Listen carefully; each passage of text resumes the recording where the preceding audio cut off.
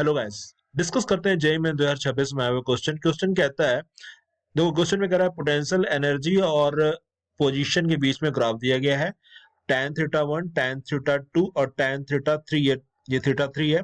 tan theta 3 की value दी गई है और F A B force acting on the particle during A to B में एफ ए बी फोर्स लग रहा है, बी टू सी में एफ बी सी, सी से डी में एफ सी डी और एफ डी से ई में एफ डी ई फोर्स लग रहा है। देखो फोर्स जो होता है, क्योंकि केवल अरेंज मैग्नीट्यूड की बात कर रहा है, केवल मैग्नीट्यूड में जिस फोर्सेस को अरेंज करना है डिक्रीजिंग ऑर्डर में। तो देखो F is equal to minus D U by D X होता है, ये तो हमें पता ही है। उसको मैंने मॉड में रख दिया क्योंकि केवल मैग्नीट्यूड की बात हो रही है यहाँ पे। ठीक है, तो फर्स्ट केस में एफ ए बी के केस में देखो, और D U by D x क्या होगा, ये स्लोप ही होगा। D U by D x जो है वो इस एफ ए बी में जाओगे तो इसका स्लोप है।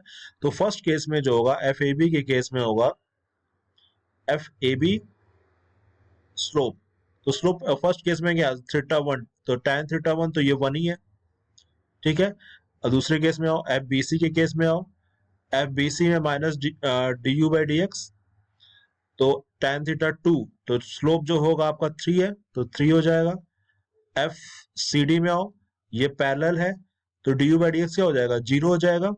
tan थीटा की वैल्यू 0 होगी तो एफ सी डी आपका 0 हो जाएगा, क्योंकि ये पैरेलल है तो डी बाई डी एक्स 0 होगा। देन एफ डी में आओ, एफ डी में जो स्लोप है आपका माइनस 1/2 है, चूंकि मैंने यहाँ मॉड लगाया हुआ है, ये माइनस, ये चूंकि मॉड लगा हुआ तो आपका पॉजिटिव में आएगा, तो एफ डी जो है आपका वो 1/2 होगा।